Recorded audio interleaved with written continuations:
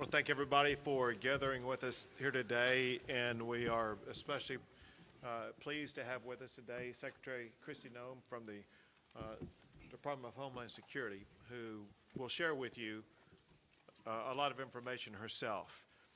Before I do pass the mic to her, there are several things that I want to announce as well as some things to share.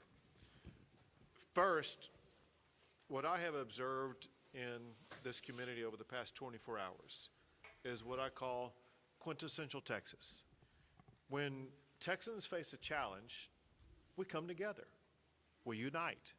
And that's exactly what's happened over the past 24 to 48 hours in this community.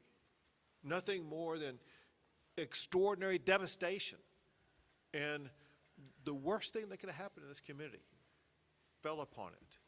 They could have fallen apart. They could have fought against each other. But instead, they understand the importance of unity. And it's what Texans do.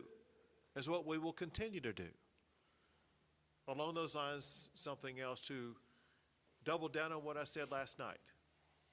We will be relentless in going after and ensuring that we locate every single person who's been a victim of this flooding event. We're not going to stop today or tomorrow. We will stop when the job is completed. Between now and whenever that day arrives when the job is completed, this is a 24/7 operation, day and night, because we know that we are looking for Texans and Americans, and we put them as our top priority, and we will find every one of them. Additionally, I want to let you know that overnight, there was an increase in storm damage and rainfall and flooding in other regions of the state of Texas that were in addition to the ones that were in the disaster declaration that I made yesterday. What I'm going to sign today is an expanded disaster declaration that adds the following counties to what I signed yesterday. This disaster declaration includes Bexar County, Burnett, Caldwell, Guadalupe, Travis, and Williamson counties.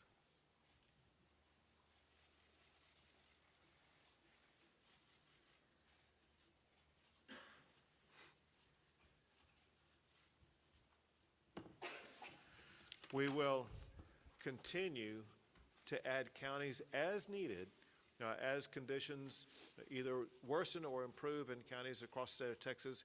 We will ensure that every asset and resource the state has is going to be made available to every county that's the subject of this disaster declaration. Also, I've had the opportunity to visit not just with Secretary Noem, but other officials in the Trump administration. We know that President Trump, he loves Texas for one. He's deeply concerned about all the families who've been affected, but also knows about the magnitude of the devastation that we're suffering. And so what I'm about to sign now is going to be the first step in a process. This document is a request for a federal disaster declaration coming from the governor to seek the immediate and ongoing help of the federal government.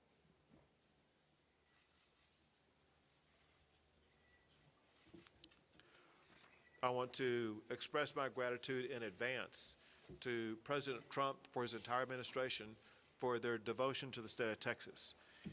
He always tells me about his love for the people of the state of Texas, his deep concern for them, and I know that he's feeling that now as much as he ever has. And there's no better way to show that than the fact that he wanted to ensure that he and his entire administration was represented here today by Secretary Kristi Noem, to whom I would like to turn things over at this time. Well, thank you. Thank you, everyone, for being here today. And I want to thank Governor Abbott for his leadership, and know that President Trump is absolutely heartbroken by what has happened here in Texas, and the loss of life is absolutely devastating to him and Melania. This morning I talked with him several times, and he wanted to make sure that all of you know how much he loves Texas, how much he's grieving for your families that have lost someone and the beautiful children that we're still looking for and hoping to return to their families, and that he is absolutely committed to using all the resources of the federal government to help unify families, rescue all those that were still missing, and return those who maybe we will recover back to their families as soon as possible, and that we will be here walking alongside each other and helping throughout this entire crisis. And know that I'm extremely grateful as well for the leadership of Nim Kidd, who's a fantastic emergency operations manager and has been well known throughout this country for leading through such a time as this. And this tragic situation is something that is unprecedented. We recognize that at the federal level. We also recognize that when something like this happens to a community, happens to a state, that the best responders are those locally, because it's your family members, it's your community members that are being impacted, and you can respond quickly. And the role of the state is to run and manage that emergency, but the federal government needs to be here for the support and extra resources on the ground as well. And that is what we are doing and what President Trump has dedicated to continue to do. I've visited with the president already about this federal disaster declaration that the governor was going to sign here this morning, and he has indicated that he will honor that and that he will accept that. So that response and that relief will be coming.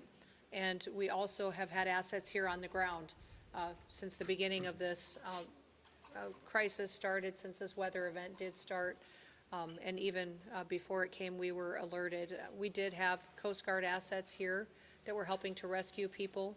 We're thankful for the airframe that showed up and those coasties that were here walking alongside our DPS, and the emergency responders that were here, the Texas assets that were deployed already, and that coordination was seamless, and I appreciate them for putting that request in right away. We also had our BORTAC team from Customs and Border Protection out here helping with rescues. They are a specialized, trained force to come in these types of situations and bring their skill set to bear. That is a resource that's incredibly important to the Department of Homeland Security, but also in these types of situations when we need emergency management response. We also did have a CBP advisory interdiction specialist here that was helping with some coordination of air assets that has been present. And then we are looking at the other entities that are under the department, what can be utilized. And of course, FEMA is standing at an enhanced level right now, which means that they are plugged in to the State Operations Center. We are engaged, and then as this response goes forward, that their role will continue to be filled as it always is in these situations, and will be timely and responsive as to what the governor requests and what is needed here on the ground. I do know that the state of Texas is amazing in how it responds to disasters. Not every state is like that. Many states do not do what the people of Texas do. And you are an example to the nation of getting through these difficult times, but also know that you're not alone, that you have the entire country's hearts and are with you and are walking alongside you. And at the department, we will continue to bring more resources. We just, at the request of a previous conversation less than an hour ago, in visiting with him and with the governor, requested more fixed-wing aircraft from Coast Guard to come and help us, making sure that we're going out and locating individuals as fast as possible that we know are still missing, and that we also will send more airframe as far as helicopters that have the ability to come in, and some will be equipped, and the fixed wings with thermals so they can continue to work all night long. Some of the assets that other agencies may offer don't have that kind of equipment, but the Coast Guard does have it, and so that will be deployed so that the search and rescue efforts don't stop even when it does get dark at night.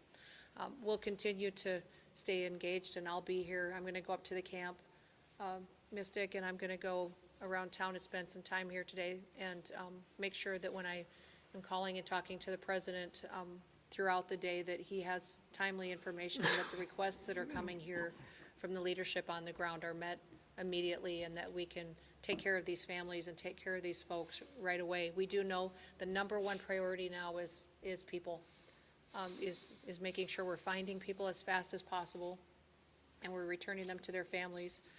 And then also, throughout the process, we'll get into what damage was done to public infrastructure, what may have been done to, I know we have 1,800 people that are still without power. What I understand is people still have water but we do have damage to bridges and to roads. Thankfully, dams held. But all of that is an assessment that we'll continue to work with you on to make sure that you recover as quickly as possible. So, again, thank you all for being strong and being an example for people. Someone told me a long time ago, over 30 years ago, that to never get angry on behalf of yourself, get angry on behalf of the other people.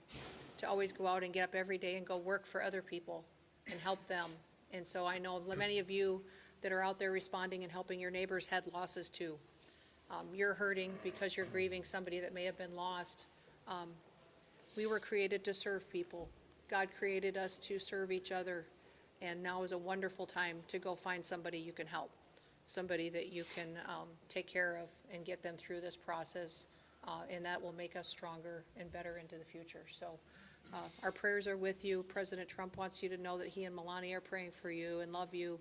And with that, I'll turn it back over to the governor. Sure. Well, thank you very much. Thank you so much for being here. Thank you for the assets and resources you and the Trump administration are providing. One thing that Secretary Noem mentioned was the fact that recoveries and rescues are being made. And what has happened over the past 36 hours is really amazing. When you look at what the local officials have done, working in collaboration with multiple state agencies as well as our federal partners, in 36 hours, they have rescued or recovered more than 850 people, some clinging to trees to save their lives, others in other precarious situations. It's just sheer heroism, the way that we've seen our first responders rescue so many people. And now I would like to turn things over to Senator John Cornyn. My thanks to President Trump and Secretary Noem for responding so quickly to Governor Abbott's request for a federal disaster declaration. And particularly, Madam Secretary, thank you for being here in person. It's really important and I think sends a very important message. Unfortunately, I've been to a number of disasters over the years across the state of Texas, as has the governor, and none of these get any easier. But I have to tell you, I remain incredibly impressed with Governor Abbott's leadership and the incredible work that the Texas Department of Emergency Management under the leadership of Nim Kidd do. They are literally the best in the nation. And what Secretary Noem said about other states not responding as well is true. It's something we should be very proud of and grateful for, particularly at a time like this. And then there are the men and women who are standing behind us here who have been doing the work on the ground, not waiting for the federal government to show up. They've been getting the work done, as the governor pointed out. And we are all together, we are praying for those who have lost loved ones and are grieving. We are celebrating with those who have been reacquainted with and rejoined with their family members.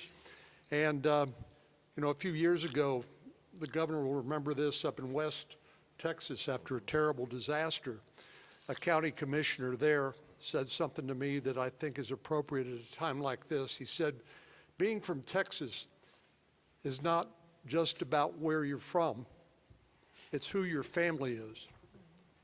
And so when things like this happen, we come together as a family, as Texans, in a way that I'm very proud of. But it's very important because this is who our family is, and we owe it to them. And I take the governor at his word that he and his team will be relentless in supporting all of the efforts at the local and the federal level until every last person is accounted for and those families are reunited with their loved ones. But Governor, thank you again for your leadership. Secretary Noem, it means a lot to us for you to be here. And we appreciate Governor Abbott and Chief Kidd, but we appreciate President Trump and you responding so quickly to the governor's request for disaster declaration. Thank you very much. Thank you. And now Congressman Chip Roy. Thank you, Governor. Thanks all of you for being here. You know, before I was crazy enough to run for Congress, my family and I started a tradition of coming down to Kerrville for 4th of July. And we've been coming here every summer since my kids were little. They're now 14 and 15 to see Robert Earl and whoever else was playing. And pictures have been popping up my phone, the ones that, you know, kick on the anniversary of different shows, like a bunch of different shows over the last decade. It hits home. It really does. It hits personally for those of us for whom this is our community, our home. My family lives in Hays County, but we spend a lot of time in Kerr. And I can't say enough about the local leadership and what they've been doing in the face of this disaster. Your city manager has done an extraordinary job. Your sheriff has done an extraordinary job. I could go down the list of everybody, and I'll leave somebody out. But I can't say enough about what they've done, and then I can't say enough about the governor and about NIM and about the leadership that has come from the state and from DPS and from TDEM to get this done and to do what we're in the process of still doing to react to this unfortunate circumstance. It's been professional and it's been extremely well done. And I have to say, the secretary yesterday, I reached out to her office. I think it might be 15 minutes later that I got a call from the secretary, immediately responding to requests. I talked to NIM about the need for Army Corps support and some other stuff, immediately talked to the secretary about it.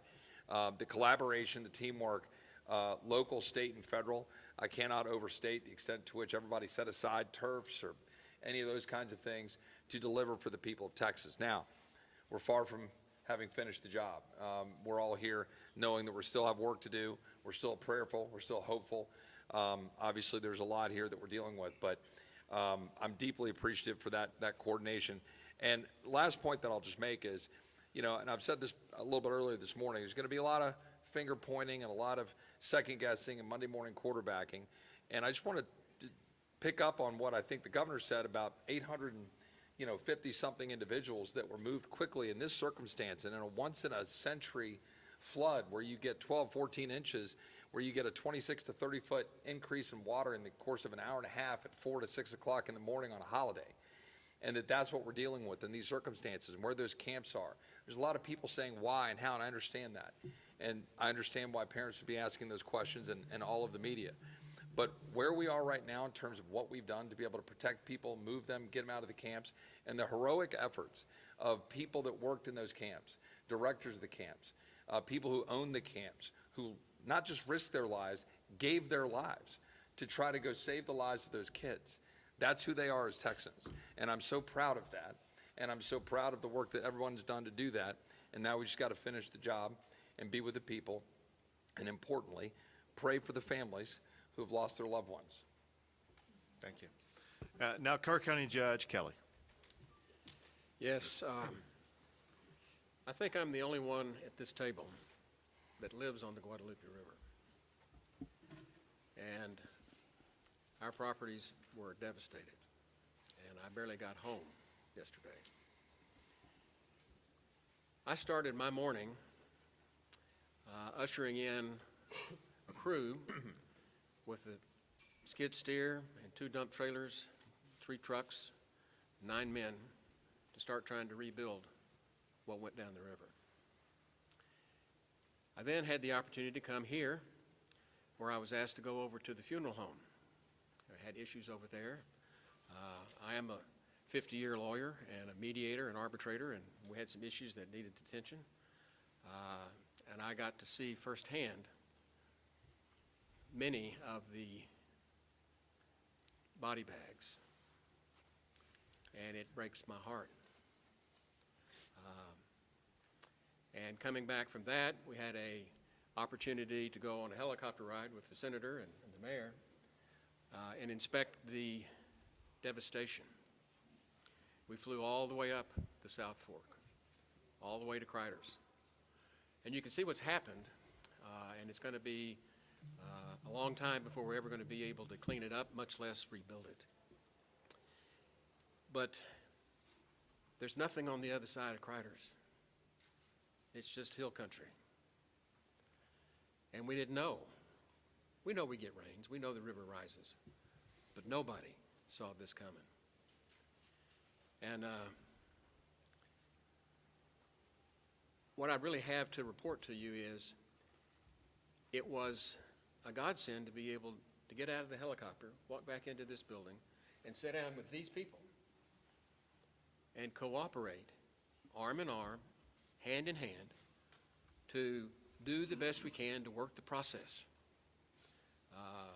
The rescue has gone as well as can be expected. It's getting time now for the recovery, and that's going to be a long, toilsome task for us. And what I would reiterate that I've heard others say is as long as we stay together, we'll get this done. Thank you. Thank you very much. And now, Mayor Herring.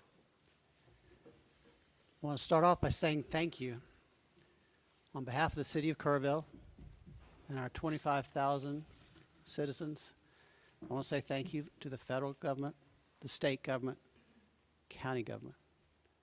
You know, as I look around the room in the Emergency Operations Center, I don't see different agencies from the state, the federal, the county. I see one team working together. It's important for our community to know it's one team. We will rescue those in peril, and we will find those who are lost. I continue to ask everyone who sees this today to pray for Kerrville and Kerr County. We need your prayers. And thank God we have the help of the federal government and the state government in this horrible, horrible crisis. Thank God for our country, and thank God for all the help we are receiving today. Thank you. Now, TDM Chief Nimkid. Thank you, Governor. My heart breaks. It's broken for those families that have lost their loved ones, and that fuels our drive to continue to search for them, and we will not stop until we find every one of them. I have to start by thanking our local first responders. Those men and women on the streets live here, they work here, their families are here, yet they got on the truck and they got in the car and they got in the ambulance and they went out and they did everything they could to save their neighbors.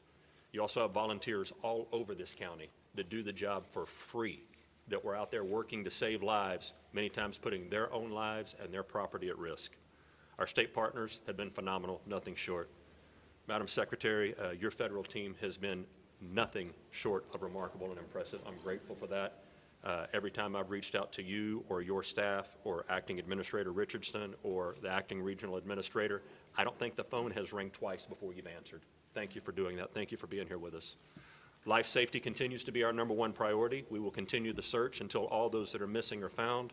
We will start cleanup and property damage assessments as soon as possible. Our teams from FEMA have been in the State Emergency Operations Center since before we started operating on this event. They are exactly where we need them to be, doing exactly what we need them to be doing. Our Border Patrol partners have been here, and I'm so grateful for the U.S. Coast Guard. Acting Administrator Richardson and Regional Administrator Stoller have been great partners to us. We continue to work forward. And if I may, I'd just like to run across a few more of the numbers. 1,331 state additional personnel that have been added to this response on top of all your local responders. Over 906 state assets here. That's 125 from our agency, 172 from the Urban Search and Rescue Team at Texas Task Force 1, over 160 from the Department of Public Safety, over 250 from the Texas Department of Transportation, 170 from the Texas Wildlife Department, Military Department 136, and the A&M Forest Service here with 115, and almost 190 people on the health and medical side. Governor, our team stands ready to assist this community. Thank you very much. One last thing, and that is, there is a word that's been the most common word that's been spoken over the past 36 hours, and that is the word prayer. It's been repeated by the people who are watching this as we speak right now. It's repeated often on social media, through phone calls, through texts. And those prayers are answered in so many ways. Answered by that child who was being swept down the river and happened to find a tree to cling on and was able to continue with uncommon strength to be able to remain clinging to that tree until a helicopter was able to descend upon her and lift her out of that harrowing situation. It could have been the reason why water stopped rising into a home or a cabin or something that would have caused an entire building to float away. It could be the reason why there have been so many people have been located wherever they were down the river basin. Could be something that prevented somebody from getting into the water to begin with. All we know is that prayer does work. Your prayers have made a difference. We ask for continued prayers as we continue our efforts to locate everybody who's been affected by this, and pray so much for the families who have lost a loved one, who are going through challenging times that they never imagined on the 3rd of July that something like this would happen. Prayer matters, and we thank God Almighty. God has blessed Texas and will continue to bless our great state. We'll take a few questions. Have the numbers changed? 27 dead and 27 missing from Camp Mystic. Sure. What I can tell you is there's still 27 missing. We have recovered some additional bodies at this time. We're trying to identify at this time. What I can tell you, an update, there's 32 deceased. 18 of those are adults and 14 are children. 5 of the adults remain unidentified and 3 children remain unidentified. We are still working on that this time. As I said earlier this morning, the numbers are going to continue to change. They're going to continue to change till we're done. It's been a very good day as far as being out there and being able to do some things, and we've got a lot done. Chief, early on, there was a lot of conflicting information about the search, about the number of fatalities, the missing, even a lot of families and parents were rightfully concerned and more importantly, confused about all this information. We just heard the judge refer to this as a shift from rescue to recovery. Can you clarify what that means? Are we talking about these missing people no longer believed to be alive? You'll need the judge to answer that piece. Our state assets and local partners are continuing to search for live victims. Is there any indication that there are still people out there alive? Any evidence? History would tell us that after a certain time period, those chances diminish, and we can talk about all of the numbers and the metrics on that. Our hope and prayer is that there are still people alive that are out there, and we are still actively searching for them, and we will continue. And listen, that will turn into recovery at some point, and none of us want to put a time period on that right now. But when you talk to the men and women that are up there in those helicopters and out in those boats and walking the ground, they're looking for live people right now and doing everything they can to continue this search as fast as possible. And Judge, just a moment to clarify, because we want to be very clear with especially families and parents that are watching this. What makes you feel like this has gone from rescue to potential recovery? Because there is a difference. We will eventually get to the recovery. Well, we're going to do more than 2 more questions. I want to say this. My instruction to every state agency involved in this is to assume everybody who is missing is alive, and there's a need for speed. Not just every hour, every minute counts, which is why there's people in the air, people in the water, people on the ground right now, because they're looking to save every last life, and we will not give up that effort. 2 more questions. I live in Kerrville. Why was the National Weather Service not pinging their phones before 7 o'clock the day of 4th of July? And either federal people can answer that maybe for us. I got updates at 7 o'clock. First one I heard. And I've heard updates throughout the week, but not before 7 o'clock in the morning. Wasn't that a fundamental failure of the federal government's responsibility to keep us safe? Well, my background is, before I was in the secretary position here under the Trump administration, I was governor of South Dakota and served in Congress for 8 years before I was governor. And so I will tell you that for decades, for years, everybody knows that the weather is extremely difficult to predict, but also that the National Weather Service over the years at times has done well, and at times we have all wanted more time and more warning and more alerts and more notification. That is something, and one of the reasons that when President Trump took office, that he said he wanted to fix, and is currently upgrading the technology, and the National Weather Service has indicated that with that and NOAA that we needed to renew this ancient system that has been left in place with the federal government for many, many years, and that is the reforms that are ongoing there. The timeline that I have, I don't oversee the National Weather Service, that's not under my department, but the timeline that I did receive from them was that the notifications started to look at its expansion for its limited flood impact area that started on July 3rd at 1:18 p.m. The flood watch was issued. Although it was moderate, it wasn't to the extremes that it was, that when the system came over the area that it stalled, it was much more water, much like I think we experienced during Harvey, the same type of system that was unpredictable in the way that it reacted and the way that it stopped right here and dumped unprecedented amounts of rain that caused a flooding event like this. They continue to elevate and up their notifications.